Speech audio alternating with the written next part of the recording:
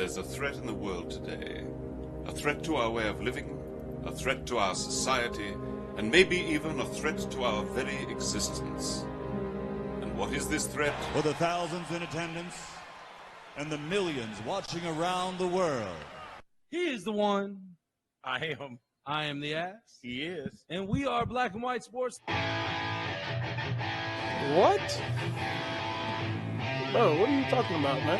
I'm supposed to be a franchise player, and we in here talking about practice. How am I not pound the best fighter in the world? You tell me. Because you're retired? I mean, I want to see your face when you ask him this question and the way you're going to ask it. Look a man in the eye before you try to kill him or make up something. He went through my soul. Hey, I'm not surprised.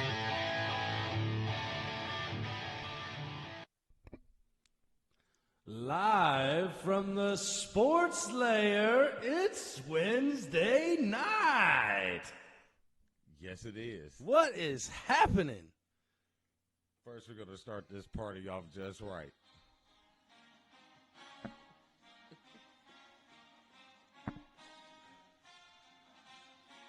You like how I'm being censored right now? Oh, no, look, I'm censoring myself. Anyway, that's all you sung on my song. Don't get you no more. He is the one. Yep, I am the ass. This is Black and White Sports live, Wednesday Night Live, every Wednesday night, 7:30 Eastern Standard Time. Just two guys talking sports. What is going on? Hey, this is going to be a what do they call it? Explicit lyrics night. Hey, I got one number that is key for you right now, and that number is 14. Yeah, 14 and more 14 years. 14 does not stand for how many points you score. Well, really, 14 7. more years until we get to get back at you. 14 years, you got to take this ass whooping with you. Hey, by the way, Danny White is in the building, y'all. Do you guys see this? Hey, man, this is the night before Halloween. Danny White had to make an impression here. He had to dress to impress folks. So, I just had to do that, but I had to come out the shirt a little bit. So, I am a bill for Halloween. He's a bill. He's a bill. You can't see it, but he's a bill. I'm a bill. But, yeah, awesome. Awesome new graphics you got there. I like how you got the our affiliates and our brothers over at Checker Records hanging out down there. See, thank you, Tommy. Thank you, Tommy. He can't do that if he don't sing. At least I paid the bet off. Okay, we've had this conversation several times, and all three of you can suck it and take this ass whipping to the bank. 14 years. And that's the end of it. There. So. Anyway. Yeah. So, but anyway, hey, great job on the graphics, man. That's hot. Thank you. I'm hoping you guys like it too. Big shout out to Anthony Caudle with AC2 Skins. He's the one who helped us out with the new logo look, and we think it is fantabulous. Thank you, sir. 100%, man. Yes. And we've already done things with it, so yes, we have. It's pretty hot, So if you got some graphic artwork that you need done, once you go holler at them, and I'm pretty sure they can get something hooked up for you, and you can be styling and profiling like we are. Yes, sir. Yes, sir. I believe that is correct. That is correct. We got a big show. Yeah. We got a big show. Here in a couple minutes, we got a special guest, former UFC heavyweight in the house, Sean McCorkle. I'm going to call him by his nickname, Big Sexy. Damon's not going to call him that, but you know what? He's the one who flies the unicorn with the go blue, so ha. 14. Yeah, anyway. As both of our teams love to dash each other's national championship hopes. Yeah, right. I feel that we were successul in one. Oh, you took us out completely. We're done. So we got one more. Yeah. Okay, but anyway. So, but real quick, just want to let everybody know that if you are into the racing scene and anything that goes fast around corners that doesn't turn left, or they only turn left. That's not true. That's an oval. On a road course, they turn right and left. Well, if you want to know anything about how racing works and, get into the heads of these drivers and from a fan's perspective, go over and check our brothers Howdy and Tommy Boy over at Checkers and Wreckers, and they'll learn you everything about racing. Yes, they learned the black guy sitting next to me. He is all about open wheel racing now.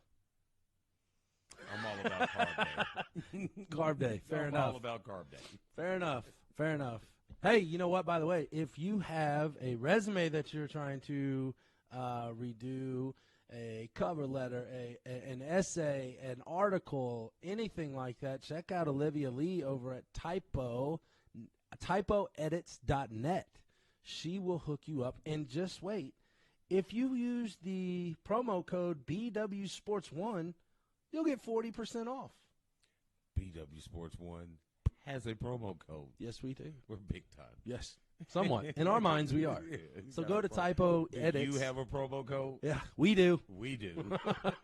Go to typoedits.net.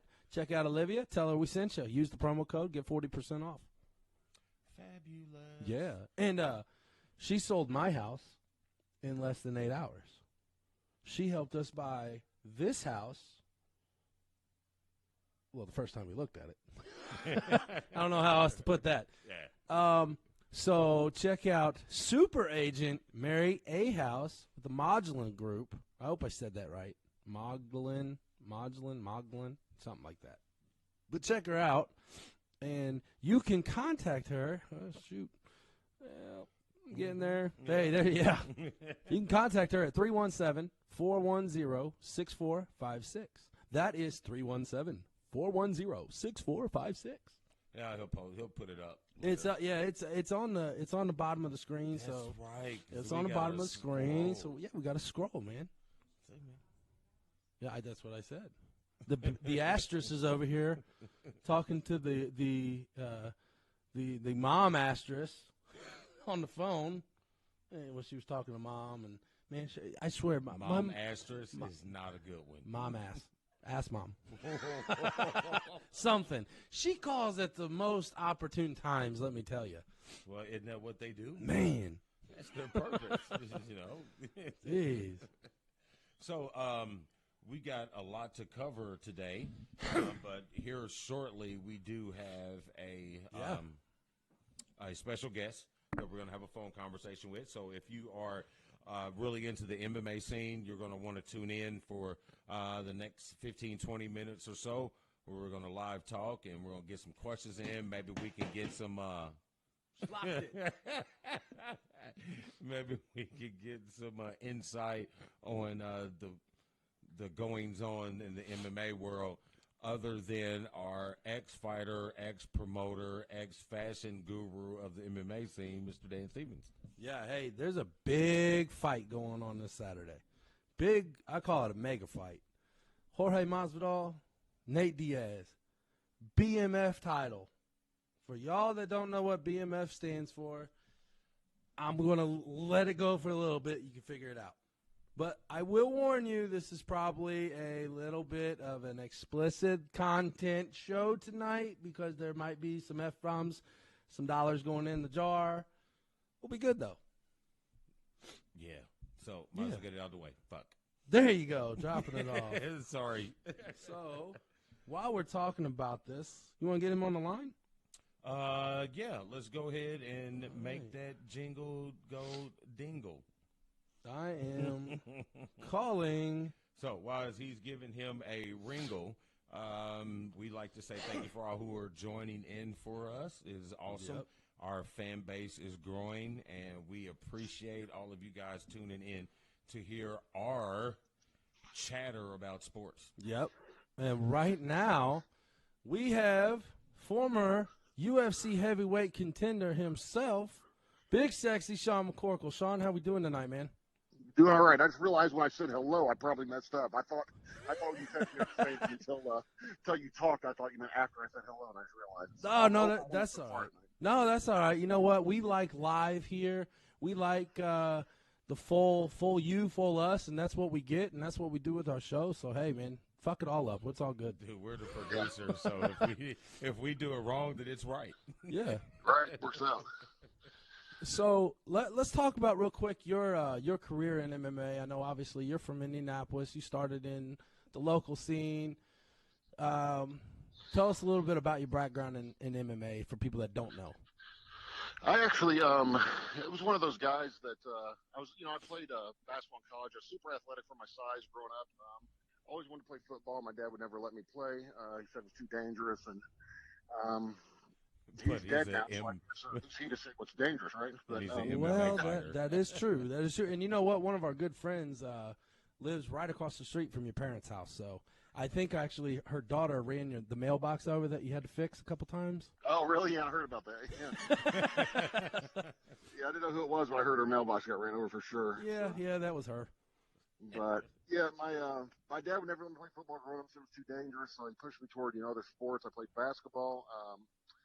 I always thought I would be good. Like I always watched UFC. Always thought it would, like everybody else. Like I'd probably be pretty good at that, but never thought about pursuing it. And sold my business when I was 28 years old for a ton of money, despite what I reported to the IRS.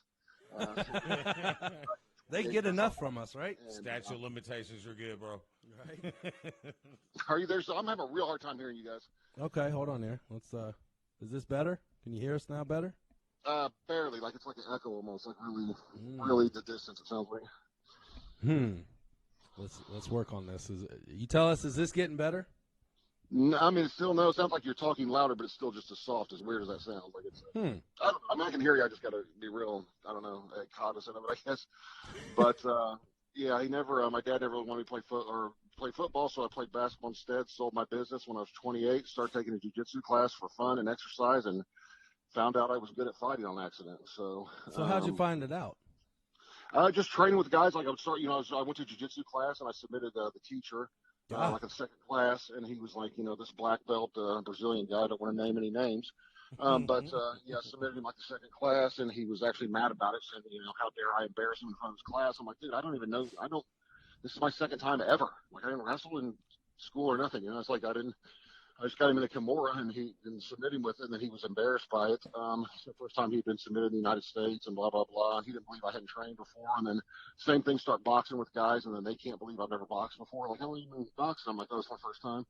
And they're like, no, they were like, really, how long? I'm like, this is literally the first time I've ever sparred, And so started doing it. I found out, he played like Happy Gilmore when, Adam Sandler hit the 400-yard drive and had never tried before. Like, it's kind of how it was. Like, I was pretty good naturally, and they tried to talk me into fighting Jake O'Brien and Chris Lyle said, you should fight sometime. And at that time I was loaded. I had a bunch of money. I was like, you guys are crazy, man. I'm like, I wouldn't do that for $500 or you guys are nuts. And decided to do it one time just to say I had done it and started doing well at it. And then I actually hate fighting, but everything came along with it was great. So it's a weird, I don't miss the actual fighting part, but sometimes I miss the doors it opens and just I don't know, even the camaraderie with the guys, like training with guys and stuff. Like some of my best friends I met doing that, and right. I guess you get pretty close to a guy with him laying between your legs to go. That is true. I mean, you gotta, I guess, like him somewhat. Yeah.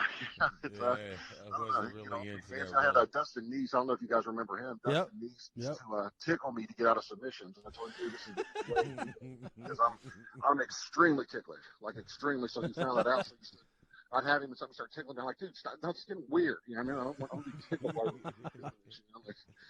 maybe later.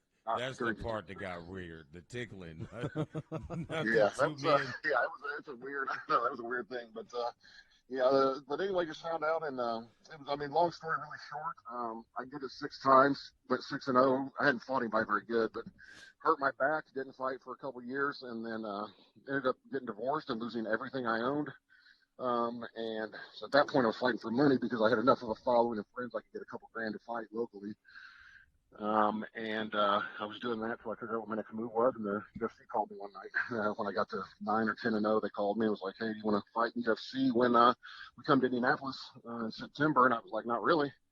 And they couldn't believe I didn't want to do it. And I was like, I just I'm just getting beat up for $3,000, Right. And we talked about money a little bit, this and that. And I said, well, who am I going to fight? And they were like, well, it'll be the first time UFC guy, whoever it is. We don't know yet. And I was like, well, that's fair. I just want to get served up to somebody, And then 2 weeks later, they sent me the bout agreement with Mark Hunt on the bout agreement. And I called my agent, who was Monty Cox at the time. I called him up. I said, hey, I know this is like Mark Hunt from Iowa or something, right? Like, that's not the one from K1 and Pride, right?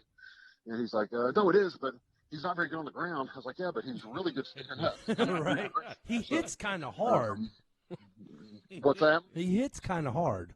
Yeah, on occasion, yeah. That's what I told him. I said, I've seen him actually punch a few dudes kind of hard in the face, and I couldn't believe it. But I thought about it, and I thought, you know what? If I gotta lose, at least I can lose somebody with a huge name. I don't want to go out there and lose somebody who's a no name, you know. So right. And then you break his arm.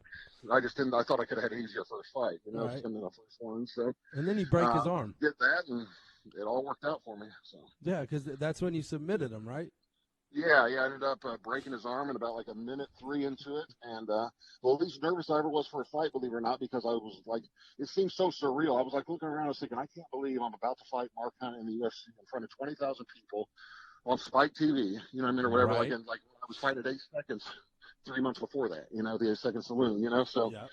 It was crazy, and I actually was convinced I was going to win, absolutely convinced, until the first time he hit me.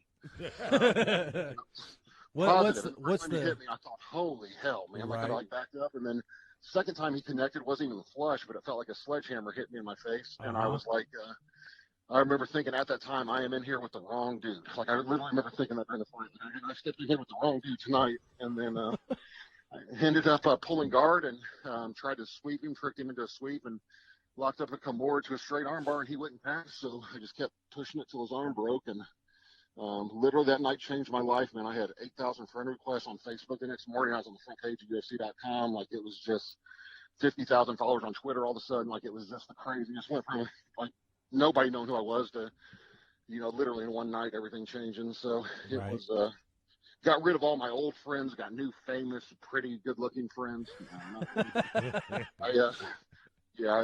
Everything changed that night. It was really, really weird. I just kind of got bitter about it after a while, how differently people treated me. You know, like all of a sudden everybody wants to be your best friend. Mm-hmm. Everybody wants a ticket. Everybody wants to corner you. Everybody wants you to come on their podcast on Wednesday night. Gosh, man, I can't stand those guys. Especially one that's dressed up as a Michigan fan, and the other one's got his Halloween costume as an Eagles fan. So, you know, especially those two a-holes. Tell me about it, man. I sit next to that one guy every Wednesday night. He's ridiculous. Yeah, it's bad that he's got to deal with it for 14 more years. Shit. I've been people have been begging me to do a podcast forever. I'm finally getting it set up. I bought the equipment and did stuff. So I'm getting ready to get it rolling. But I'll tell you what, man, it's more work than you realize it is. Yeah, it is. I'm sure you guys know, you know, it's like as I'm getting it set up and stuff, and it's not as easy as it seems, too. Like, I've done a couple practice ones where I'm just, you know, talking to my son or whatever, making sure I got the equipment working and all this and that. And I, like, listen back to it. I'm like, man, that wasn't really that funny. Like, we talked for 10 minutes. I didn't have any good ones at all. Like, so is this a comedian podcast? What's that? Is it going to be like a comedy podcast? I'm just going to do my plan is I want to befriend Joe Rogan and use his leech onto him and have him make me famous like Brendan Shaw. I was going to say, isn't that what somebody else did? Yeah, I actually just want to. I'm going to do just a podcast. It's going to be some about fighting, some about just whatever. I mean, I'll have different people on. I got Matt Mitrione's going to be my first guest. Yeah, you guys are real good friends. He and I are usually magic together, so yeah. I'm going to do, I don't know, a little bit of everything, but I want to just see where it leads. I'm eventually going to switch it to a video podcast. Okay. I just want to make sure I know I don't want to start off too big and start off putting in too much money into something and then not be able to keep up with it. So, but I mean, a lot of people, man, like, I don't know if you guys are making any money, but I know I mean, Joe Rogan, not that I will ever reach that level of success, but he's making, I heard, $50,000 a podcast at this point. Oh, yeah, that guy's banking on his stuff. Yeah, and so, I mean, if I could even make 500 a podcast, eventually I'd be thrilled. You know, like that would be amazing, you know, so that's like, I mean, it's something to reach for, but it's obviously he has huge name guests on and things like that, but it's I don't know. I've often thought about going into stand-up comedy. I don't like being in front of people, but I'm usually decent at writing jokes and stuff, so thought that might be a good way to get started into it too. I did stand up one time. I can't really necessarily repeat the story. Why is that? Well, I have a girlfriend, and the story is very. Oh, okay. I got you. Well, you'll have to tell me that one off air. Yeah, that changed. Yeah, it had to do with. Long story short, this guy messed up my entire set, and so I ended up telling a story about the first time I slept with a girl who was in the crowd with her there, you know? Sitting in front row, and it was the most ridiculous story of all time, and she just happened to be there. And so the guy messed up. He introduced me as a former UFC fighter, and he wasn't supposed to say that because I was going to pretend to be a horse jockey for my first couple jokes because it would be ridiculous at my size to be a horse jockey, right? That would have been funny. So it was a lame way to start it, but it was going into some freaky jokes. Well, when he named me as former UFC fighter, I was like, okay, well, that just messed up my first and second joke, which messed up my third and fourth. You know, so I didn't know where to go. I got nervous. There's a couple hundred people there. I was opening for Adam Hunter, if you guys know who he is, the MMA roasted comedian. He's real into the UFC world. But opening for him, and so I got up there, and I got kind of nervous. I looked around, and I saw that girl earlier in the night, and I was like, it'd be funny if people really knew the story about me and her. It ended up with her biting me in an inappropriate place and then get punched in the face. It was really an odd night. So, but you'll have those. You know, you'll have those at your stature. You're going to have those weird nights. Yeah. So, well, that's what, I'll tell you what, I mean, that's another thing I was not ready for. Some of the stuff, everyone wants me to write a book that I talk to and stuff. I'm like, I don't think I would want my kids to read it. I was like, I don't, like the stuff, some of the stuff. I mean, I hung out with R. Kelly one night. Man, that was weird. I literally, one night I found myself at R. Kelly's studio. And it's a long story, but he's having a party there.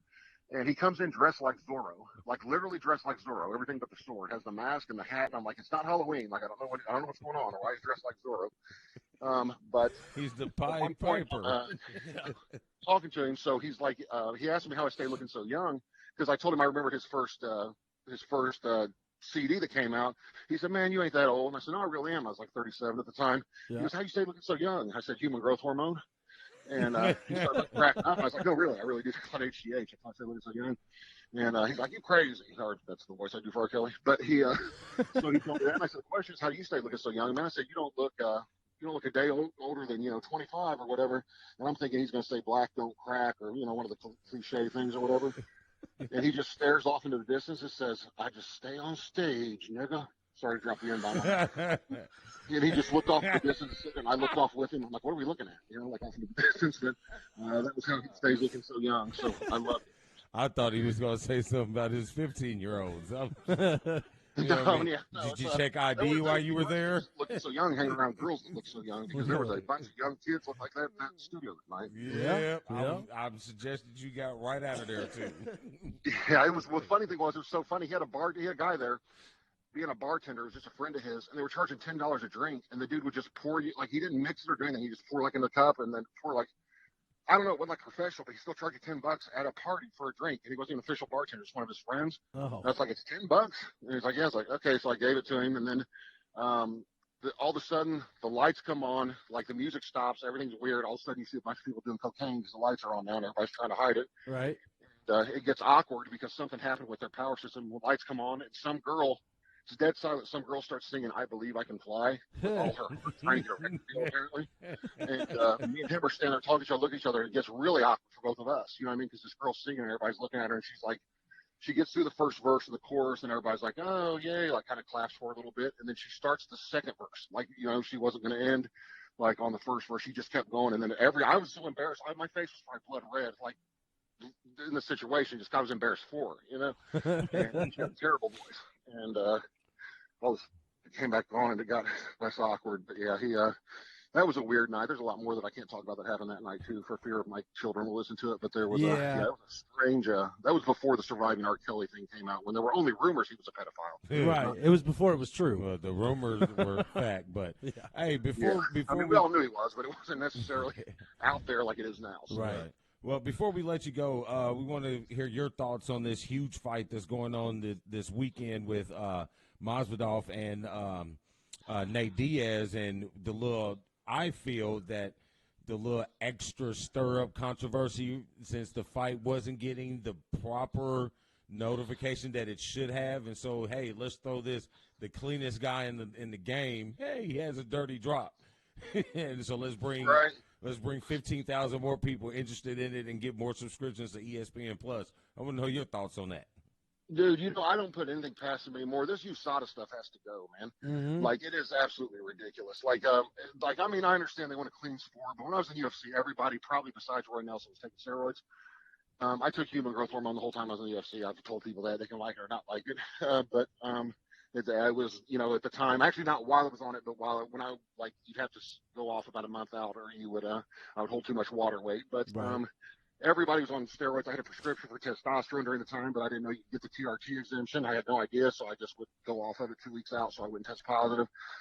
Even though I was getting it through a doctor, but same with the HGH. But the whole thing with that, I don't put anything past him. I think I don't think for a second that Nate did anything to cheat, but I don't. It's funny when you say that. I mean, stuff like that does stir up interest. The way I've heard Nate Diaz called the most unintentional genius that ever lived. But the way he handles stuff sometimes, like doing that, because he's going to look like a cheater after if it comes out. It's going to be like an asterisk on the fight after that, Right. It's going to be but he was on some, he was just that. So for him to call it out ahead of time, just like you said, now everybody it shines a big spotlight on the week out. Is the fight going to happen? Is it not? Everything got a bunch of more interest stirred up. But what do you guys think? I gotta think Masvidal beat him by decision, man. With just the cleaner boxing. I don't know. I've gone back and forth because I bet on a lot of fights. And with this one, I know he's a little bit favorite by the bookmakers. But what are your guys' picks for Diaz Masvidal? I think Masvidal beats him by decision, but I'm changing my mind every 10 minutes on it. So I don't know. Go ahead, Damon. Me, I like Nate. I like his swagger. I like the way he approaches it. I like the fact that it's hard to put him down. Like, you can beat him. I've seen fights where he's, beat up, bloody, and then 1, 2, 3, and it's a wrap. He's gonna hit you with that 3-piece. So I'm gonna stick with Nate. I don't know a whole bunch of names, but that's one I do know, and I like it, and I'm gonna go with it. Okay. Well, I mean, Sean, I think that this is probably going to be one of the best fights, or one of the better fights that we've seen in a long time in the UFC. I have honestly been kind of on the fence on who's going to win this, but I've also been on the fence with the way MMA is going nowadays. You and I talked over text last week, about the local scene that we'll kind of get into real quick before we cut off. But I think the local scene's bullshit has really taken effect into like Dana White's head, and you know the guy more than I do, obviously, but to me, I just think that when they sold out, when they put the Reebok all over everybody, it screwed all the fighters. It screwed all the smaller businesses, the No Fear, the Tap Out, and all this and that and the other was big. But everybody else that wore, you had stuff on your trunks that you couldn't wear anymore. That took money out of your pocket. And that's how I think about the sport now. Now, as far as the fight, I've always been a Diaz fan. I remember watching Nick, when Nick was going at it with people. I've followed Nate since he's been up. However, I've followed Jorge Masvidal since he was at Kimbo's backyard down in Miami. Right. And, man, he's tough. And I'm going to have to disagree with your pick and go with Nate in the decision. Yeah, I think if Nate wins, it would have to be by decision most likely, and I think it'd be because he wears him down because Nate's cardio is insane. Yeah. But if George fights the way he has been fighting, like that swinging, like George was always too tentative in his fights. He was losing by decision. I was always like, I don't know what he's crying about. You barely went after it. You may have outstruck the dude, but you weren't as busy, weren't as active, and he wasn't gassed out. Right. So if you're not that active and you're not too tired by the end of the fight, you don't have an excuse, Right. So, I've been going back and forth with it, man. I just don't. I was under the impression Masvidal. I've met them both. I've met Masvidal a couple times, and Nate I've actually hung out with a couple times. I was under the impression that Masvidal was considerably bigger than him until I saw the stare down or stand up. It looked like Nate was even a little bit bigger than. Yeah, it looked like he had a couple inches on him. Me. Of course, everybody looks small to me. Like I'm so much bigger than everybody. They all seem. How tall are you, Sean? Like 6'8"? About 6'7". Okay. Or so. He's right around where I'm at. So, yep. He's just a little. If you're 5'9" to 6'2", you look about the same size to me. You know what I mean? Like it's typically. I completely agree with you. Damon over here is 5'17.5", so he's right underneath you. Yeah, I completely agree with it. Everybody looks small at a certain height. Yeah, it is. People say that they're like, how tall was he? I'm like 5'8" to 6'2". I don't know because you're Ira head taller than everybody, so 2 or 3 inches is hard to. You know, because most people could be like, oh, he's 3 inches taller than me or he's 2 inches shorter than me. But if they're a foot shorter than you to 8 inches shorter than you, what's the difference? You know? Right. So, Right. I'm still looking down their boobs. right. Hey, real quick, Sean, I don't want to keep you that much longer. I know you kind of took back over the LFC locally for a couple shows.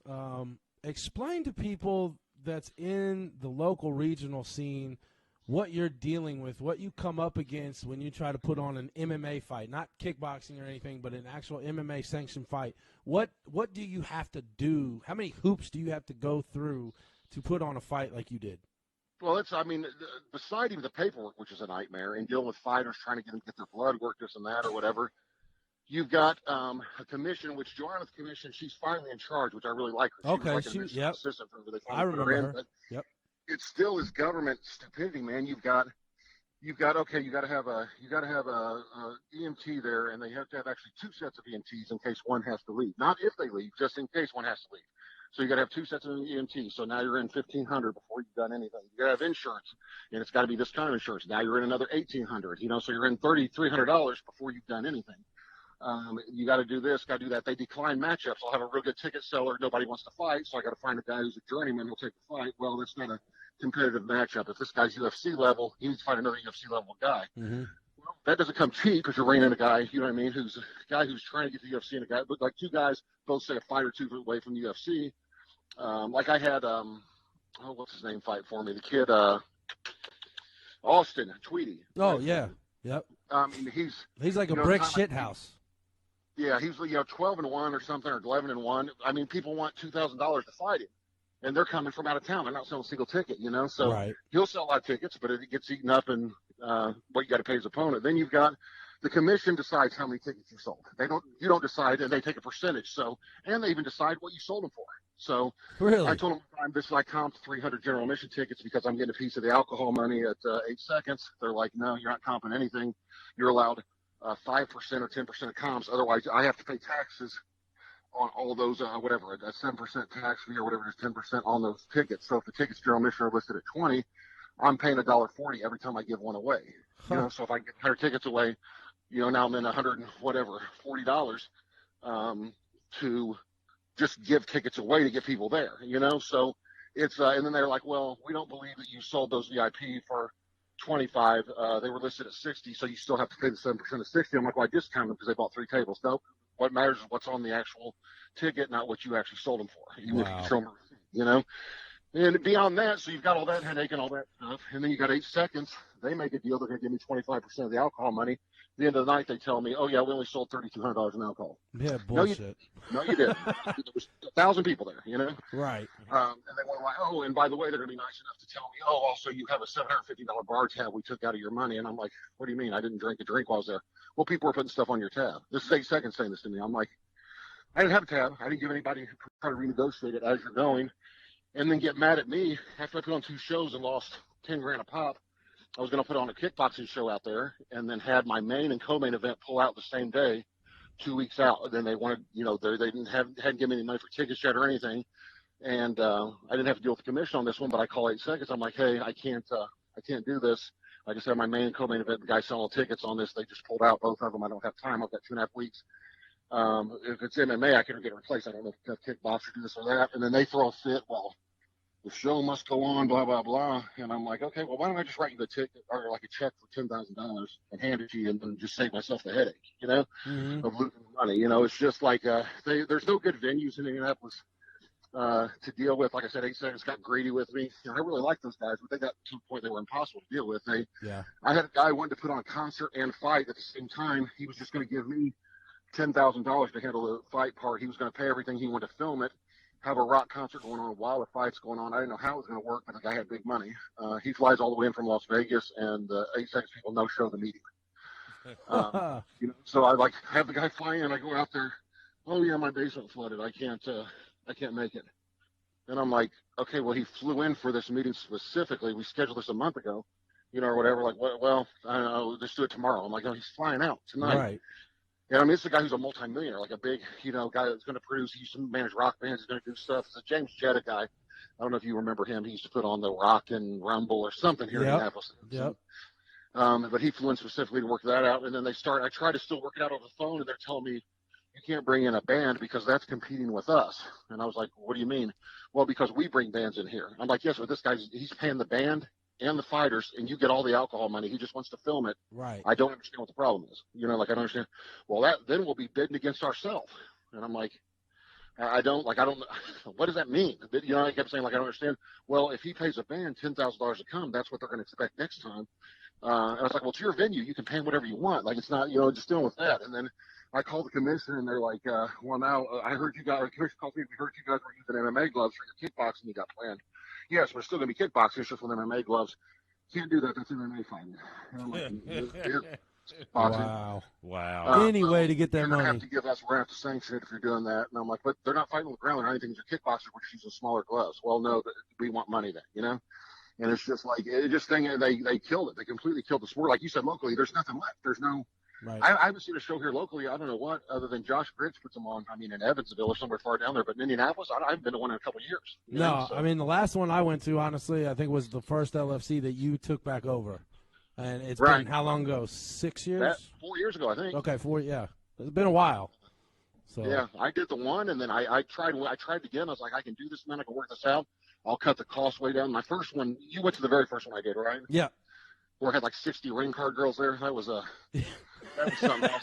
I told this girl if she could get me some girls to come work and like sell T-shirts and sell raffle tickets, I'd give her $50 a girl she brings. She literally brought 50 people, and I was like, no, I meant like 4 or 5. You know what I mean, or whatever. Like I didn't mean like 50. And then, but so yeah, she had all those girls out there. That's what everybody. Never invite all your ex-girlfriends to come work for you one night either. That yeah, that'd be kind of ugly. I dated him longer, like mad at me and stuff, like arguing, like, why do you have this bitch here? You know, I would have came out and she was coming. I'm like, listen, I just sent out an invite on Facebook. You know what I mean? Like I was just trying to get people to. Right. But it was so the second time around, I got cut all the costs, do all this stuff, and that's when it second started talking there. Oh no, we said 35% after 10,000. I said, okay, so my original deal was 10% of the alcohol money. You tell me that you only sold $3,200 in alcohol with 1,000 or 1,200 people there, which I know is a lie, because my brother used to put on the LFCs out there, and he said an average night when he did it, which. That's back when Johnny Reese was fighting. We had some of the local guys who could sell tickets, and they maybe they had 1,500 people there instead of 1,000. He said the average night was 20 to 25,000 in alcohol sales. So what they did was just print up a receipt from one register. They probably sold 3,200 at that one register. Right, at the farthest one. To stick me. Yeah, well, it's only 10%. Plus, you owe us $750 on your tab, and I'm like, so I owe you money on there? No. So I told him I wasn't paying the tab. Well, we're not going to pay the money then. Blah blah blah. So we renegotiated 35% of the alcohol. And then this time they're like, oh no, that was over 10,000. And I'm like, well, why would I ever agree to that? If what you're saying is true, and you only sold 3,200 last time, why would I agree to anything only over 10,000? Right. You know, I said, you're obviously not going to sell it, because this time I told them I want to see each register. I want to go around to each one, because I don't buy it for a second. You know what I mean? And I was going to have my brother's person that worked for him that used to do that go around with me and make sure they weren't sticking me on it. But it was just, I mean, I had the girl at the door, or the guy at the door, 8 seconds. I had one of my people working, one of their people working, robbing me blind on tickets. A bunch of tickets disappeared. They didn't know what happened to them. They didn't know. Imagine that. Because they insisted to have one of their people work with one of your people at the door. Mm-hmm. And so while my guy's putting on wristbands, somebody else is taking my money, put it in their pocket, giving tickets. And then I said, I want to see the cameras at the end of the night. I said, because I have a bunch of tickets. And I said, oh, our cameras weren't working last night. I'm like, oh, that's convenient. Right. So it's the Jeffrey Epstein murder thing. Like all of a sudden, you know, like working when there was stealing going on, you know, or whatever. Right. So I'm a little bitter at 8 seconds if you can't tell. No, not at all. Not at all. Can't tell. More so that they got me coming and going, and then they're mad at me, throwing a fit, running their mouth at me that I canceled 17 days out on the show I scheduled after they stuck me the first 2 times, and after I had genuinely co-main event and main event both pull out. Like, you know what I mean? I said, what can I do? You guys haven't put any money in promoting it. You haven't done anything, you know? Right. What is your complaint, you know? And so I quit doing that. But they made it impossible. I wouldn't be surprised if they eventually come to where they can't justify having an athletic commission anymore. Because, you know, they were planning on the UFC coming every year, and they get 7% of UFC's ticket sales, and it's, I don't know, let's say they do a couple $1 million gate, if they do a pay-per-view here, $1.5 million or whatever. With that, let's say they may clear $150,000 commission just that night, you know, off the UFC. That's their budget for the year. You know, I mean, that pretty much pays, you know, they only have, I think, 3 full-time employees, so that pretty much pays, you know, what they've got going on. And their administrative costs, and then you have to pay. I mean, you've got to pay a doctor $600. They only give the doctor $400. The commission keeps $200. You got to pay referees $200. They only give them $150.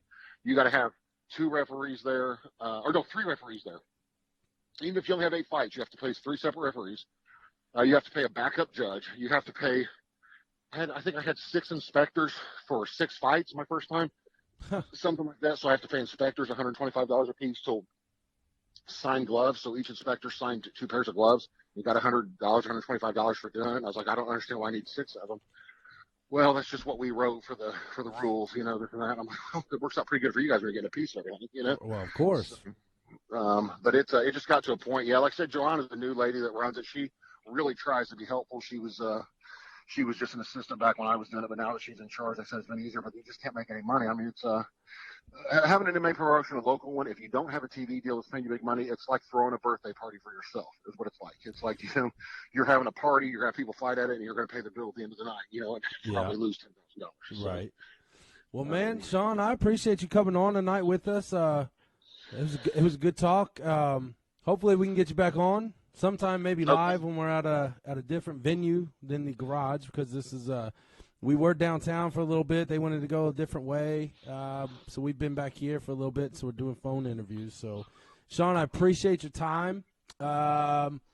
If you do get that podcast rolling, let us know. You know, get the guy dressed up as the Eagle on there instead of the guy dressed up in the Michigan fan shit, because he looks preposterous.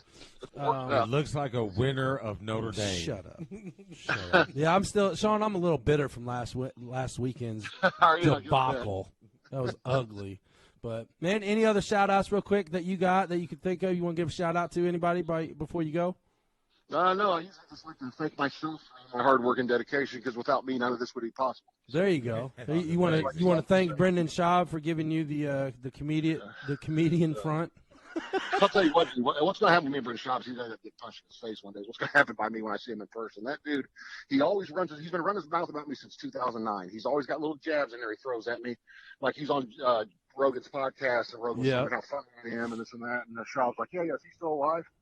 Always got to run his mouth about me. He's always saying something about me, or whatever. So I started. He will not respond on Twitter. I think he's in love with you, then, Sean. Dude, he's so jealous, and what's so crazy is that's what's so funny. Like, he's so insecure and so jealous. Especially when I was in UFC, we were both UFC at the same time. He was always running his mouth about me. So we both got contacted, or I got contacted. I assume he did, by Spike TV. They were going to do. Spike TV had greenlighted a pilot for a show where it could be like Tosh.0, but with 5 videos. Strictly 5 videos. They were going to have a pro fighter and a comedian, right? So they said, hey, do you want to come out and try out for this? Because I knew the producers of it from they had worked on another fight I did in Texas. Long story, when I fought, was the main event out there. So I knew a couple of Spike TV people. They're also the same people who used to run Elite XC. So I knew them through mutual friends, and I go out there, and I started doing the audition. I actually wrote my own jokes, because their jokes for the pilot were so bad. I was like, there's no way this is going to get picked up, you know? Like, no way at all. So, like, there's a video where there's 2 guys in India smacking each other in the chest over and over again, and one misses and hits the other one in the face. And their joke was like, talk about life smack you in the face or something like that. I'm like, wait, what? Like, that's not even a joke. So I changed it to, wow, that's going to leave a red dot. Like, that was my yeah,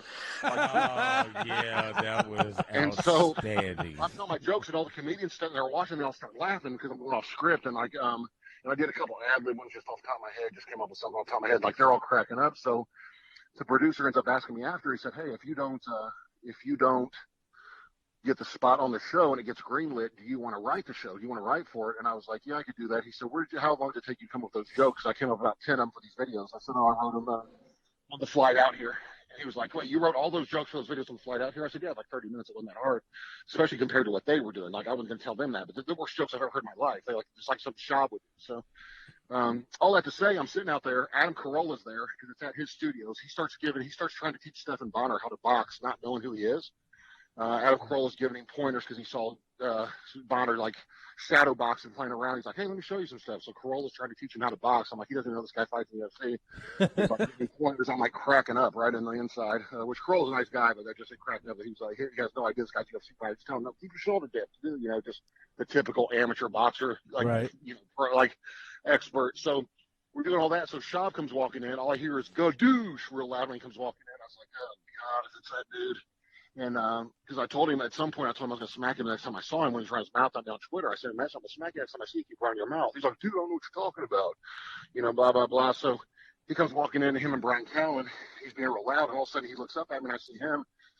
And all of a sudden his eyes can't leave anywhere but his Gucci boots. Like he's looking directly down the feet the rest of the time. He doesn't say a word because he's not Chavez. He was an okay UFC fighter, but he's not a guy that's going to fight you in the street. Like he's just a pussy, really. Right. And he's looking down. He won't even look my direction. He starts walking the other way. And I go over and I introduce myself to Brian Callen. And then me and him end up reading together, like doing the thing. And I got him like cracking up because I kept insinuating he was gay. And saying stuff to him. And he said afterward, like, we're done. He goes, man, you are really, really funny. I was like, yeah, that's what they tell me. I said, well, most people tell me that your buddy over here wonders if I'm alive still, you know, or whatever. And he was like, what? And I was like, yeah, I don't like your buddy Shaw, like back and forth. And so, like, he's standing over at the other end of the building, you know, or whatever. So, but that dude is always, I don't talk shit about anybody except Jesse Parsons. But I was going to say, Jesse and Brendan are the two that I've seen the most of. Yeah, he's something else. But yeah, but Shaw was always running his mouth, so I just told him I've been trying to get him, try to bait him like hell on Twitter to respond and say anything because he thinks he's real witty. But like, dude, I'm gonna light his ass up if he will respond, you know, or whatever. Because I'm like, I'm undefeated on the internet still after all these years. Like I may have been beating the cage a couple times, but never on the internet. So I can't wait. But yeah, I'll get him eventually. I've asked him why his kid is still in diapers. He's got a 4-year-old still in diapers. You know, like I've tried everything because his wife or girlfriend, she can't help but put insanely embarrassing things online, not realizing how shameful they are, you know? Like, oh, yeah, it's 4.5, still not potty trained. I don't know what we're going to do. I'm like, that's called retarded. That's what you're going to do. You know, whatever. I think you and Damon would get together and have a ball off of air. I really think you would. Not and no homo on it, but you guys would have some fun. Yeah. Hey, again, Sean, I'm sorry to cut you. We have a lot of football to talk about now because I'm going to talk shit about his team. So all right. I appreciate you coming on. Damon appreciates you coming on, even though he doesn't know a lot as much as the MMA as I do because I kind of brought him into the scene here in local. But again, Sean McCorkle. That is Big Sexy that we got on here, former UFC fighter, contender, overseas fighter, local fighter, and he is awesome. Sean, again, thanks for your time. Hopefully we can get you back on here. Awesome, man. Thanks, Sean. Have a good one. All right. Yeah. Man. So, you got That's some good stories. Stuff. Yeah. I hope Brendan Schaub was listening. Yeah. I really do. Have I seen him on Ridiculousness? Yes. Yeah, he looks like a cake. Yes, you have. All right, so quick rundown.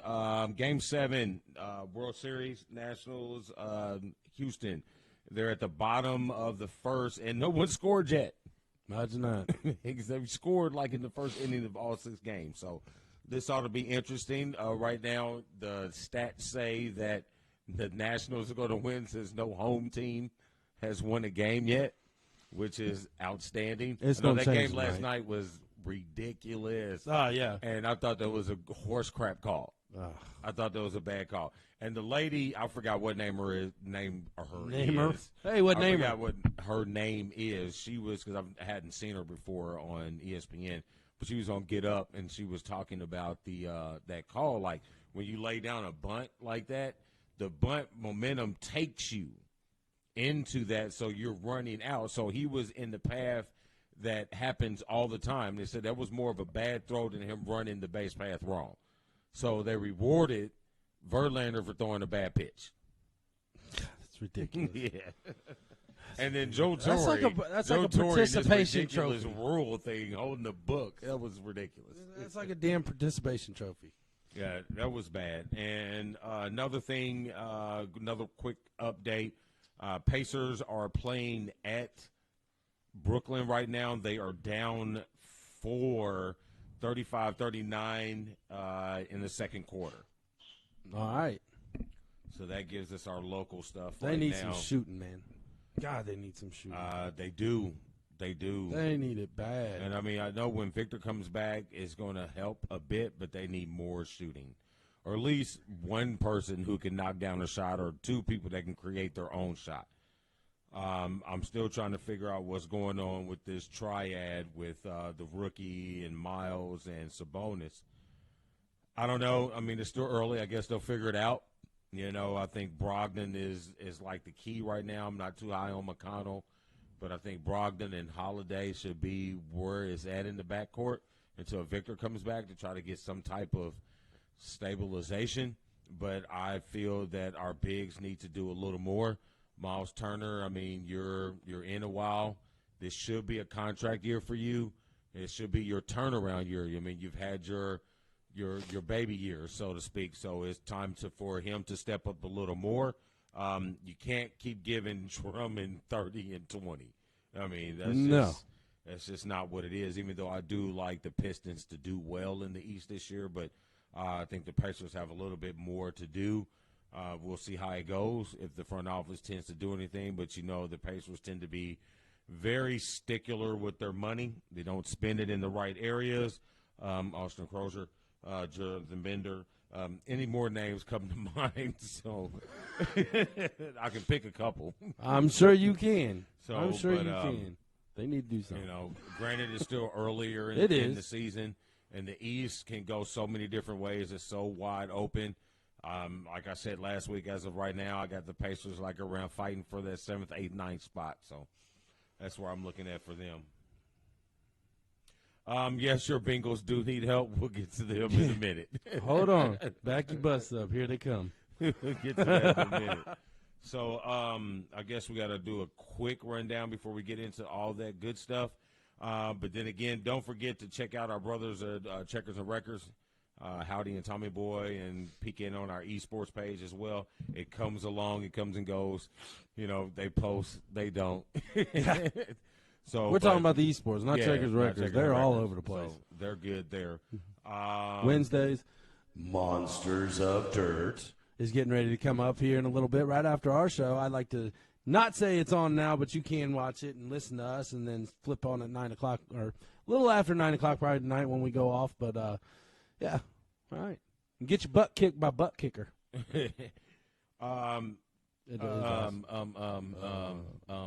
Yeah. So another quick recap of the NBA before we get into it. We're going to do a little more talk of football this week.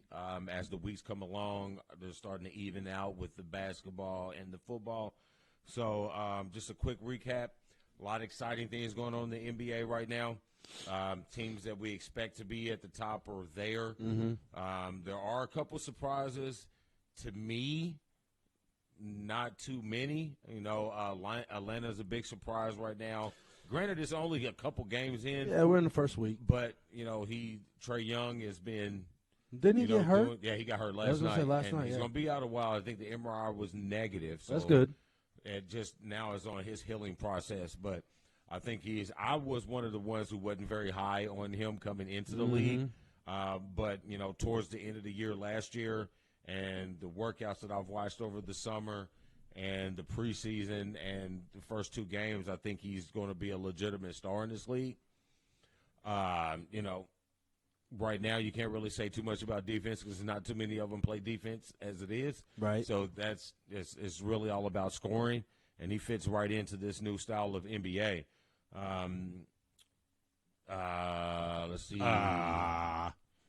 The West is right where, you know, we all figured it would be. Yeah. You know, I will say this.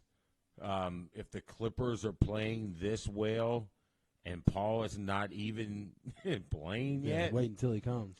They're going to be a nightmare. Yeah, they're going to be a nightmare because they're ridiculous on defense as it is now. And then you add another top 5 defender. They look pretty good. Across the Staples Centers, Center, Anthony Davis did some ridiculousness last night. Did you just say plural? I did.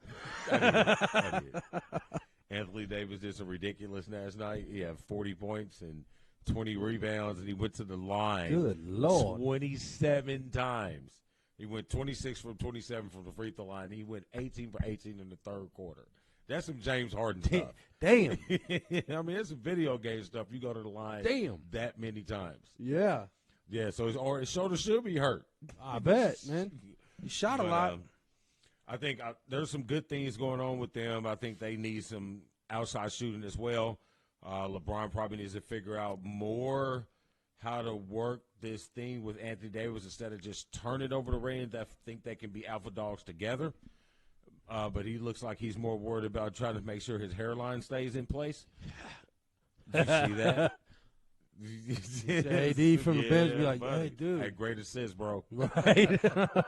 I'm going to say it like this, like I said at the beginning. I just don't think that there's something's going to happen in between the chemistry of those two, and I just don't think that – I know – my opinion is they're the second-tier team in L.A.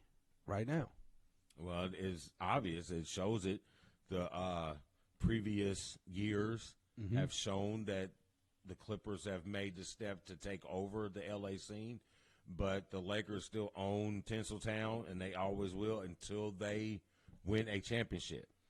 And so, I mean, yeah. It could be close. But you look at it like this. Game one was like with Clippers-Lakers. Clippers were the home team. What's up, Daniel When Wells? you watched the game, you saw more purple gold than you saw blue and red. Well, I mean, yeah, it's L.A. Like you said, that's L.A. Right. So you might be the better team on the court, but L.A. is still the Lakers' town. So for now. Yeah. So I mean, until Doc they win Rivers? Yeah. But I do like how the Clippers have changed the mind state of their franchise. They're no longer the laughingstock of the NBA like they have been for so long. Yeah, that's Phoenix. Yeah. So I like how they've managed that, and they've done well in selecting the right owner who has the good culture, who wants to compete for that huge market out there. So it's anxious to see how this season is going to go along. I'm really want to see how it finishes. Mm-hmm. So, I think it's going to be a good season. All right, so that's enough for NBA. All right. That's why all you guys have come here to talk about is football. Yeah. Why you getting quiet, Damon? Why you getting quiet, Damon? Because I don't want to harp on it. I want to harp on it. Shit, bullshit. I want to harp on it. You liar. I'm just liar. Only thing I want to say is 14 years. You have to stew for 14 years.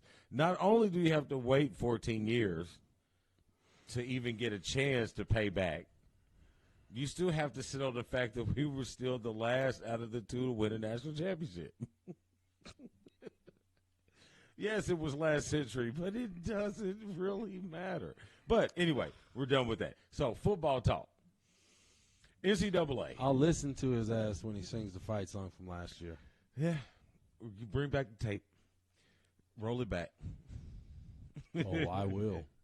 So, first game up, we have number 9 Utah, who, just like Oregon, continues to hang around at that back end. Maybe, you got Oklahoma losing. Did you hear what you just said? Yes, hanging around the back end. I did. That's why I tried to flow through it. No, I caught it. They're hanging around on that. He did, too. Yes, he did. He did. They're hanging around on that tail. Well, however, the bottom half, however you look at it, of the playoff talk. With Oklahoma losing, and then you got the big game next week with LSU and Alabama. Yep. You still got Georgia and Florida coming up this week as well. So there's a lot of opportunity for both of those teams to still have a outside chance if another team slips up. Yeah. To slide into that third into or fourth that tail end, right? Into that fourth spot. It's going to come down to, like we said, that we would for the Pac-12 championship game. It's going to come down to Utah and Oregon, and you can't really pick either one because both of them look great right now. They do. I mean, they're both playing high caliber ball. I still think Utah's a better team. They did have that one mistake. I can't remember who they played and lost to, but they did have that one, fallback. And, man. What? Against Washington, I think Washington and Nebraska. Washington is in Nebraska's league. They're so overrated this year. Yeah, I said it. See, and you know what? I agree with you half. I think Washington was extremely He overrated. agrees with the tail half, the bottom half. Washington was extremely overrated, but I don't think Nebraska was. I think if Nebraska had the ball bounce 3 different ways in a couple games, it's a totally different team. Just like I would say if that yeah. I mean, come on. If the you gonna say that about Nebraska? Like in the Notre Dame Michigan game, if that the kickoff, if your guy doesn't touch that ball, what a dumbass. There's a completely different feel to that game because you get that ball, you're already in field goal range. You have momentum because of the block punt. At least you walk away with 3 points there, which changes the game. So it was almost a 10-point swing. Dude, I'm still waiting on Notre Dame to show up to the damn game. All right. So I mean, but it comes down to Utah has a 3.5 favorite, the 3.5 point favorite in this particular game. I think they get that 3.5 and a little more because I'm not really sold on Washington. I think Washington's 5-3 record should be more like 2 and whatever. Me personally, I thought Washington would do a little bit better in certain games. Like you said, ball bounces this way. It's a whole different game. You know, woulda, coulda, shoulda, though. They shouldn't have put themselves in a position, just like Notre Dame did, that they shouldn't have put themselves in a position to be down like that. And they did. They kept coming. They kept coming. They kept coming. We couldn't do a damn thing against it, but, you know, it is what it is.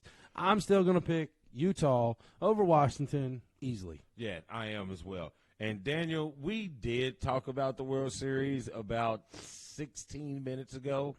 So if you'd have clicked on 17 minutes ago. I was going to say, I think he clicked on, like, right after we were done. Right after. Because I think I said, hey, Daniel Wells, what's up? Right. When he said, hey, what's up, guys? So we did talk about baseball, and I will go back to give you a scoring update so you are happy. There was scoreless when There's we checked. still score at the middle of the second. All right, there you go. There you go. Daniel Wells? Yeah, all the way. I don't know why you worry about baseball. The Tigers ain't in it. You a Detroit fan? I'm sure he's a Detroit fan. Daniel was a pretty good pitcher down at Paris. You know what I mean? I did go out and watch a couple of games. You went to school with him? Yeah. I got you. Okay. Yeah, so he was a pretty good pitcher. I think you've told me that before last time he was on. He reminded me of who was the heavier set pitcher? Not CC, but old school. Dan. A pitcher named Dan. Back in the late 90s, early 2000s. I can't think of it. Hell, yeah, Roger Clemens was big at one time. Dan. I don't know. I'll think of it like after. Yeah. But anyway, so back to the games. Next game up. Why did you pick this? I think it's going to be a good game. We picked the best games of the week. So you figure that Miami and Florida State is going to be the best game of the week. I think it's going. They both suck. I'm so pissed off at Miami. They both because suck. After that first game of the year, watching them play Louisville and how competitive that game was, I thought that Miami was going to not win like the conference or anything, but be a decent team. This is their U, right? Yeah. This is their U? Yeah. What's this? L. No, yes, I really think David Wells. That's David exactly Wells. who Okay, it David reminds me Wells. of. Yes. Okay, here's the thing about this game, and this is why I picked it. It's an ACC rivalry. Yes. It's an in-state rivalry. Yes. They do not like each other. No. It's a very, very close spread. And I think it's going to be a damn good football game. And it might be. If I gave two shits about either team, I'd watch the game. But I really don't. But I might watch it just because there's a sense of these guys don't like each other. Is it a Thursday night game? Then you can watch it. I'm going to see a Sean McCorkle, Brendan Schaub type fight in that game. Yeah. You might. You know, yeah. It is the battle of the worst team in Florida. That's even worse than Florida Atlantic, Florida A&M, Florida Gulf Central Coast, Florida. Central Florida. University of Florida Central. Okay, so Florida State is giving Miami 3.5 points. That's the home field advantage type thing. Yeah. I think this game will be better in a month when it's a month when it's basketball season. Seriously. In a month, this game will be a lot better when it's basketball season. I get you. But you know what? I like football. I like watching hard-nosed football. These guys are going to be pounding each other. And, yeah, I said it. And on the tail end. And I think Florida State's going to pull it out. I think that boy, I'm on a roll. I think Florida State's going to win the game by 2. They do not cover the spread. All right, so safety is the win there. Astros are up 1. Yep. You know what? Just because Austin made such a big stint of how Florida State was left off of the best uniform list I posted the other day. So I am going to go with Miami. Maybe that's why subliminally I picked this game, just to give him a little give him a little help. Give him a little help. Just for all that bitching, I'm not going to go for you. I'm going for Miami. All right. What's the score? It doesn't matter. They got the points. Yeah. Okay. Miami. All right. All right. Now, game of the week. This is going to be a big game. Yes, sir. Number 8, Georgia, 6-1, going to the Swamp. The Swamp. Florida, 7-1. Boom. Georgia's giving Florida 6.5. And I think that's a lot of points going into the Swamp. I think it's a lot of points. Night game. You know, every game in the SEC, if it's a night game, it's hard. Mm-hmm. Especially if you're the away team. Yeah. Yeah. I mean, day game, you got a chance. Right. The students are just 12 o'clock game. 12 but that night game, they've been drinking all day. All day. So this is going to be a good one. This is very much playoff. I just want to throw out, I've had these notes on all day. Mm-hmm. And you're just now noticing the games I picked. No. You were just waiting for this. The Miami, Florida, and I didn't really pay too much attention to it. And then as I'm looking at it, like, wow, I'm sure, Baylor or West Virginia or Penn State. No, there was another game. There was another game I was thinking about, but I didn't. But, obviously. I mean, I like this game because it has huge playoff implications. Especially in the SEC. Right. And then next week you have the LSU LSU Alabama. So this is huge in the SEC. Yep. So Georgia, I think, have been playing a little bit of hide myself a little bit. That was the other game I was thinking about. The Kansas State? Yeah. I'd rather you do the Miami Florida State. See? Just bitch and complain, but it's okay. It's okay. Florida, I like, but in this matchup, I think they might be a little bit overwhelmed, and I don't think that Georgia's going to cover, but I think Georgia's is going to bruise them. Where at the fourth quarter, kind of how they did the Notre Dame, they just beat them up for 3.5 quarters. And then at the end, it's just that they don't have enough left, and then it just Georgia wins. I think Georgia wins by 3. Okay, so they don't cover. Man, I'm going to have to go against you on this one. I think I really think Florida's going to pull this game out. They are at the Swamp. It is a night game. And is it a night game? No. That's a 3:30 game. It is a 3:30 game. But still, they've been drinking since 7. So it's 8 hours worth of drinking. Fans are drinking since in Wednesday. Well, that's true. They're starting right now, watching our show. I think Florida pulls this out. I think Florida pulls the upset. I think Florida moves up in the polls. I think Florida wins by 4. You think Florida moves up? So who in the top 5 is going to lose? Doesn't matter, obviously, if they win or lose, because we've seen the polls go up and down off of a win regardless of We did see them go up and down, but if this win is going to be big enough for them to jump the 5 teams in front of them? No, I didn't say they're going to move up to first. I just said maybe they'll be in the top, in the 4th spot, maybe. I don't know. know. So you think this win will move them past Penn State and who is it? Maybe they do jump Penn State. Maybe they do jump Penn State. Yeah, I don't know. It's possible. It's far fetched, but it's possible, and I can still see. I'm still saying Florida's going to win the game. Okay. All right. Georgia, Florida, Georgia. There we go. Isn't that a TV That's show? isn't it like a? Isn't there a band? Florida Georgia Line. There you go. There you go. I was thinking about that other dumb show on. You put us MTV. country music lovers together. We'll figure it out. Get her done. We'll get her done. Hey, real quick, just another shout out to our boys over at Checkers and Wreckers. Before we get into the NFL picks, Checkers and Wreckers, check them out. Check out the Monsters of Dirt at iRacing, monstersofdirt.com. Check out if you have a resume, if you have a cover letter, if you got a editorial you want to post at the next newspaper, magazine, anything that needs a little editing or proofreading, check out typoedits.net. Olivia Kossel, I about called her Olivia Lee, but she's Olivia Kossel now, is awesome at editing your stuff. And if you use the promo code BWSPORTS1, you get 40% off. So check out typoedits.net now. 40% is pretty good. It is.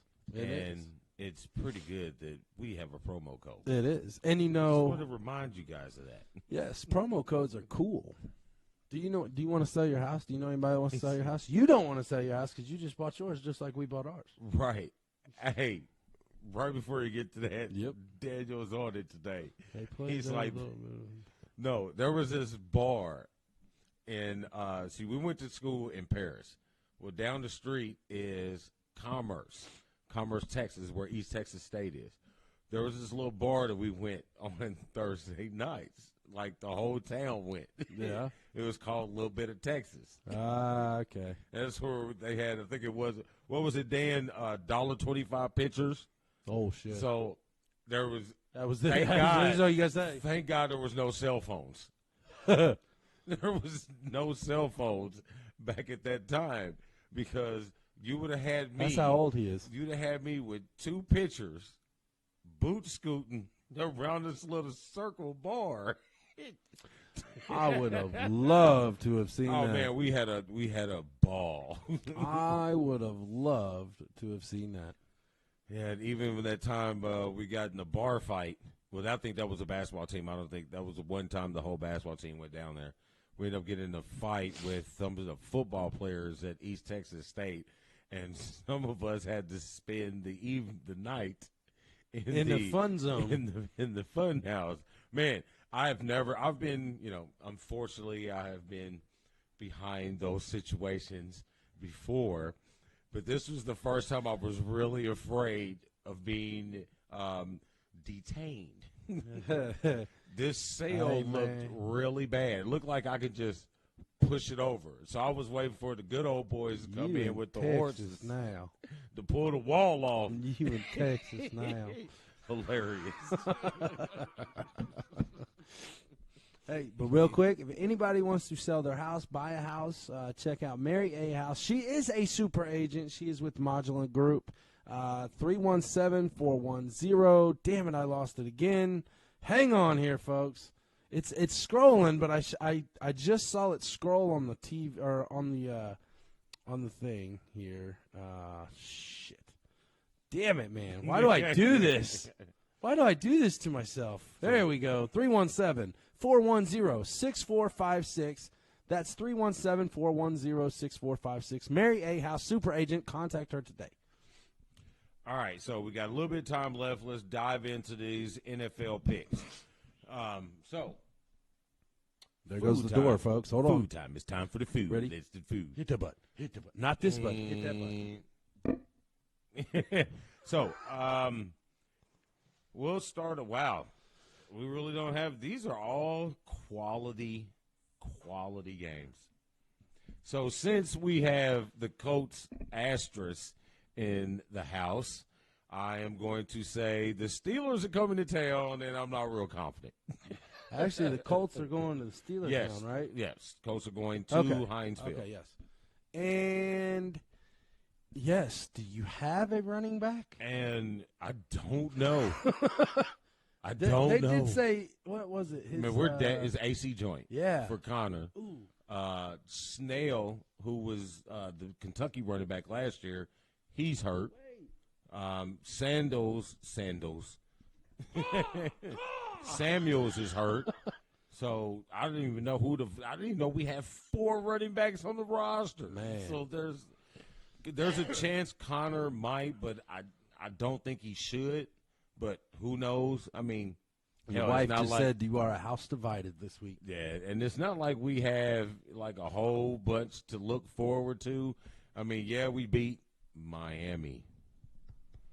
You know, we beat a team Dallas. that was obviously tanking. You did. You know what I mean? I have never seen a wide receiver that wide open on 3rd and 22 ever in my football fandom. What was that one? What was it, MTV, the Daria or Nickelodeon? The one that started Dory, not Dory, not the Diarrhea. You know, Yes, no, I know what you're talking about. The ball goes by and just. That's what exactly it looked like. Oh man, that was bad, and I feel bad for Taqib Ali. We're gonna send your ass to Miami, but I don't think he ever plays a game. No, I think he's done. I don't think he plays a game. I think he goes down there, gets that money, they buy him out, and he sits on the bench. I wouldn't be surprised if you see him on the playoff roster, though. In Miami? No, they'll buy him out. Man, who? Who?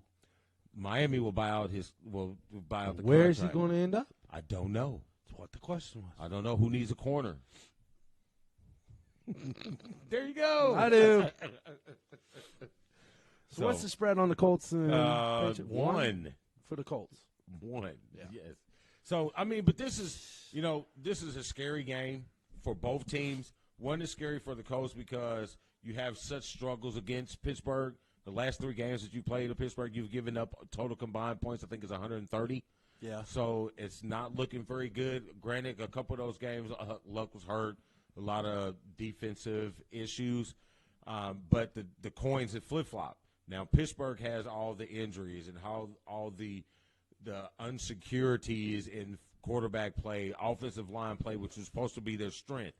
The defense is looking better. The defense keeps them in games, but I don't know how it's going to turn out. So we'll see how it goes. I'm going to stick with my team as always. I'll be watching it upstairs. The wife will be watching it downstairs. That's the way it goes. And I'm going to go against you. I'm going to pick the home team. I'm going to go with the Colts by 6. Okay. I'm just being honest. I don't, like you said, I don't know who's going to be the running back. I don't know who's going to be in the backfield. A lot of questions. I mean, you're down to your third-string quarterback. Third string. Well, no. Mason's. He was the second. Yep. Yeah. So your backup quarterback, your fourth-string running back, your practice squad running back, damn near. Yep. And I don't know what other injuries you guys got, but still, I mean, it's like the offensive line is hurt since all of them are back, but all of them are playing like it's their second year. You know what I mean? Right. So you got offensive line issues. Defense is the only thing that's playing halfway decent. I thought y'all was going to get beat by Miami on Sunday. At Monday. One point in time. Monday? Yes, Monday. Yeah. At one point in time, as you saw, pissed. I was pissed. Yeah, you were a little really irate. How you going to lose to a team that's obviously trying to lose and doesn't care? Man. Well, I mean, but we have to, before we get into anything else, because they've been patient with us, we have to talk about the Bengals. What a debacle yesterday was for them in the trade deadline. Wow. You don't trade A.J. Green. I don't care if he wanted to stay there or not. You get something out of him and let him go somewhere where he can be a winner for once. Yeah, what's that? They don't remember what that's like. And then you don't trade Andy Dalton, and then you bench him. Bench him. Then why don't you just trade him? Who's really going to want Andy Dalton right now? I mean, was there actually people wanting him? I don't know if anybody was wanting him or not. I mean why would you want him, honestly, right now? I don't know. Andy Dalton is like I seen somebody post. I don't know who said it. It's another Carson Palmer type deal where I saw that. I mean, he got hurt, and he just never. He was gone, and he went to Arizona, and he got hurt again. Yeah. Andy Dalton, man, he has been so up and down for his first few years. He was kind of up and down. He had one good year when he had Hushmanzada and. No, that was Carson, wasn't it? Mm-hmm. Yeah, that was Carson. So Andy Dalton he's not really had a lot to work with, but you have Green. And he uses him. Well, it's like when A.J. Green gets hurt, Cincinnati goes elsewhere, or Burfict hits somebody and they go elsewhere.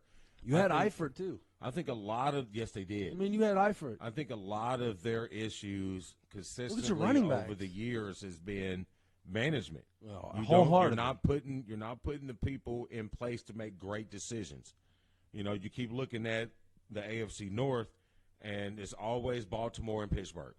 You never talk about Cincinnati. They never talk about Cleveland, and there's a reason why. Because you guys, organizations, don't take care of your fans, your teams. You know, there's like I heard some analysts talking today. When they played Cincinnati, they game plan for AJ. They said no one really game plan for Andy Dalton. So if we take AJ out the game, Andy Dalton's out the game, period. Right. And that's how Pittsburgh approached it. So I wish her luck on her endeavors of cheering for her team, but Cincinnati is just not a good football team, but they're better than Miami. Well, and I don't know, man. And one of them You think Cincinnati's better than Miami? I'm picking the game now because they play second to the last game of the season because I looked it up. Because I wanted to know if we was going to have two teams this year finish 0-16. Nope, they play each other. They play each other last game of the season. And I'm picking Cincinnati. Oh, man, I know. No. So. No, I'm going to pick Miami on that. Who's playing? Doesn't matter. It's just going to be Fitzpatrick throwing to Fitzpatrick.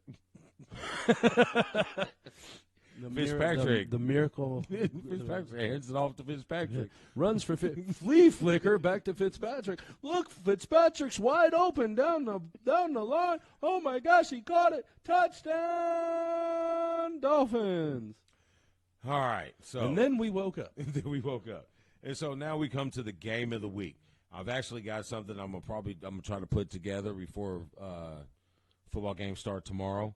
Of my breakdown of the my top five teams for the NFL, and I have a little bit of work doing on this Patriots because I did put the Patriots at number one. One, I did that only because they were the defending champs. Two, they have Tom Brady. Three, they always seem to keep winning where you don't know more than four people on the roster. Can't lie there. But one of the negatives that I did bring out with them is the fact that, like San Francisco, they haven't really beaten any good teams. I think if I remember, they've beaten one good team. New England's beaten one good team, but in their last 8 games, they have 6 of those games against winning teams, and 3 of them are at home. And one of those games is our game of the week is Baltimore. Mm-hmm. Now, Baltimore has an offense that can push New England's outstanding defense, and it gives them a dynamic that they haven't seen. And I'm anxious to see how the mastermind, Bill Belichick, works it when they're known for taking away your best threat. So how are you going to make Lamar Jackson unproductive is what I'm waiting to see. Are you going to get the pressure from the front four like most people don't get without blitzing? San Francisco is another team that does that blitzes well with their front four. Mm-hmm. So I'm anxious to see how that works out. But Baltimore is looking pretty good, man. They're sitting at the top of the AFC North. They got 2 games up on Pittsburgh. Can you believe it? Right. You know what I'm saying? How pitiful is that division falling? But they got 2 games up on Pittsburgh, and they can They can set it. They can put themselves in that top 5 of teams in the NFL if they were to be able to knock this game off. I like the chances being at home, but something about Tom. I just don't think he's ready to lose this year yet. No, I don't think he's ready to lose. I don't. We talk a lot in college being trap games, you know. In NFL, there's no such thing as a trap game. You guys are all professional teams. I don't know, man. I think Baltimore could win this. Very well could. I really think Baltimore can win this game. I think, what's the spread on it? 3.5. And it's at Baltimore? It's at Baltimore. Man, I'm gonna have to disagree with you. I'm gonna have to go with Baltimore in this one. I think they're gonna pull it out at home. Yeah, I would love to pick Baltimore in this game. I think they will. But I can't. One, because they're in our division, and two, Tom Brady went to Michigan. I want to ask all of our listeners real quick before we get into the other. We got one more game, right? No, that's the last. Oh, that's game. it. Okay. So I'm going to ask you guys a question, and this is how we're going to leave tonight on this note. Okay. Tom Brady, for instance. Yes. Right, Tom Brady. He went to Michigan. He did. Damon is a Michigan Wolverine fan. Do you support? And, let's put it this way. If Tom Brady was on Baltimore's team, okay, he's a Ravens quarterback. Now, New England and Pittsburgh's got a nice rivalry, but it's nothing like the AFC North rivals. Right. Especially Baltimore. Tom Brady's the quarterback of Baltimore. Are you still a Tom Brady fan just because he went to Michigan? Yes. Why the fuck is this true? I don't get it. So you don't cheer for none of your Notre Dame people when they leave Notre Dame? I mean, yeah. I say, hey, you know, cool, you know, right on, blah, blah. I mean, I'm a little biased because I met Kyle Rudolph at my cousin's wedding.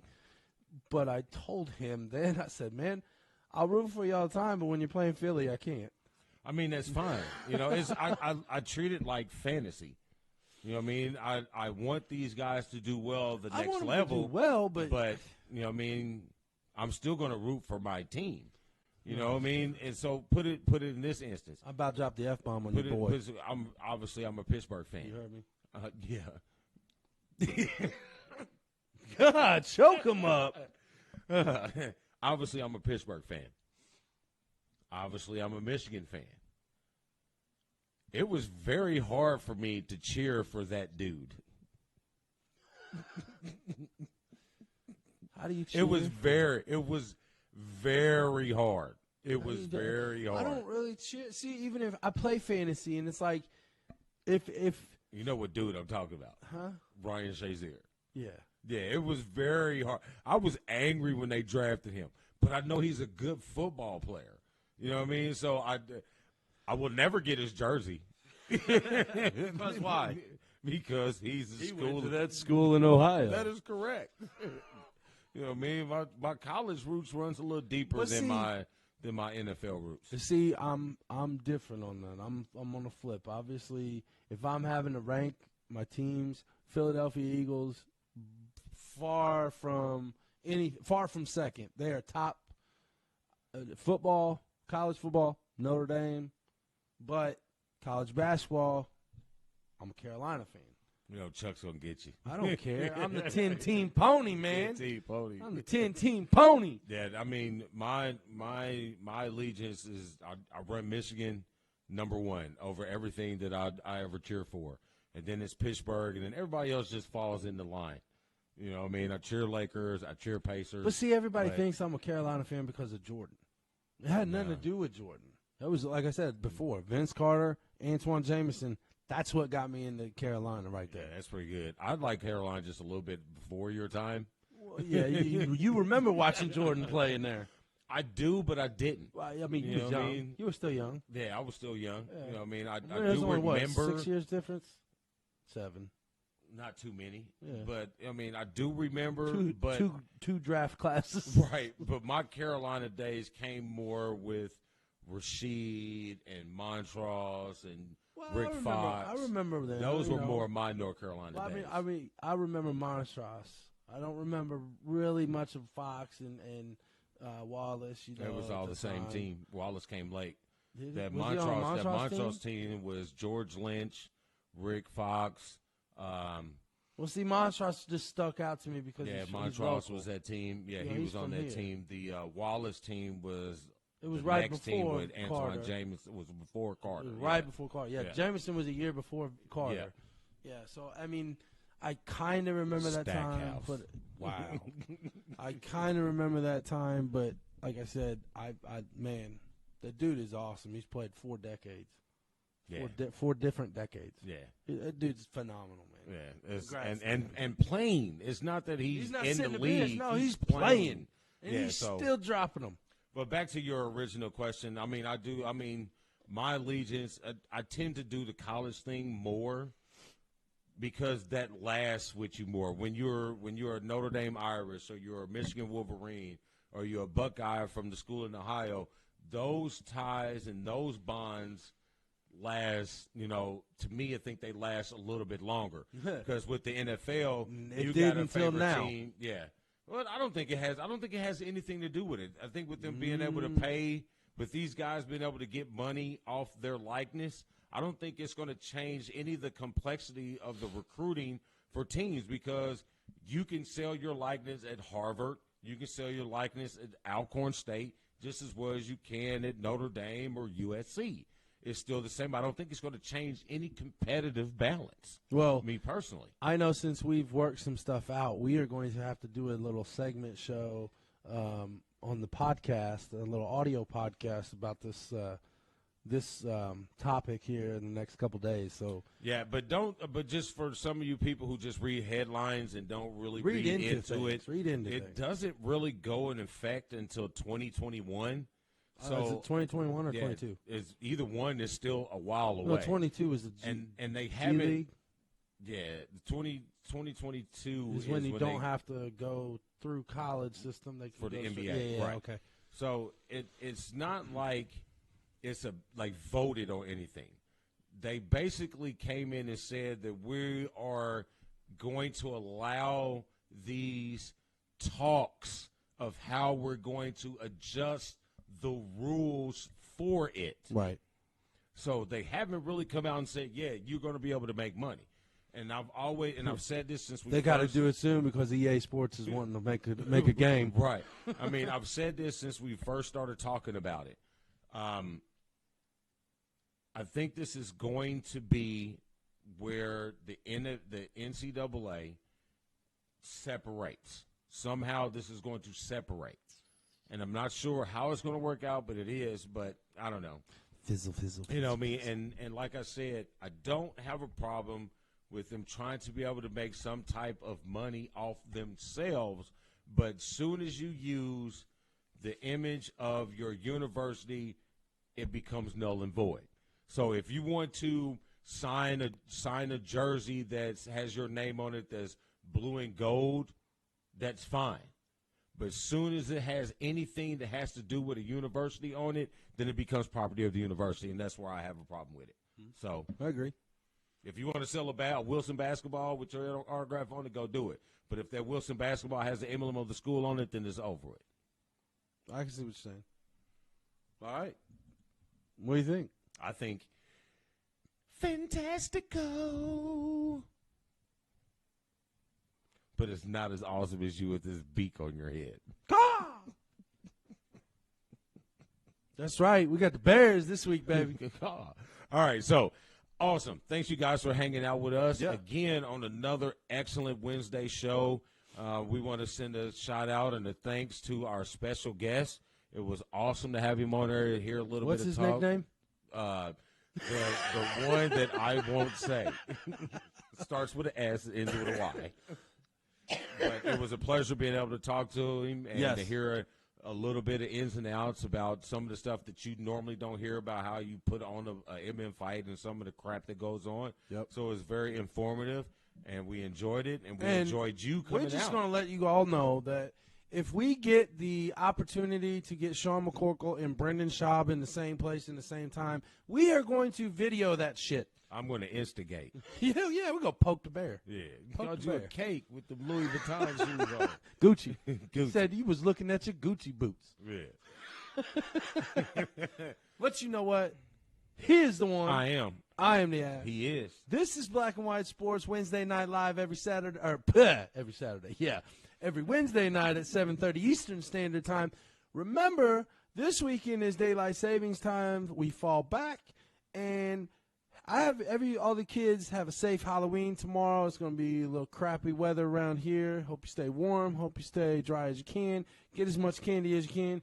And did you see Tommy Checker on Tommy Boy on the show the other day talking about the people handing out the candy with drugs in it?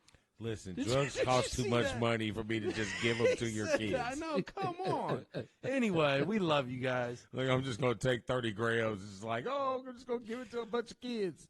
God, man. I mean, if you got it like that, why don't you pass it out to people who are really in need of it? Yeah, there's a couple of never mind.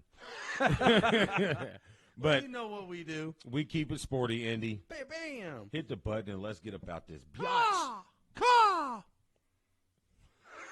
Go blue. Fly, Eagles, fly, baby.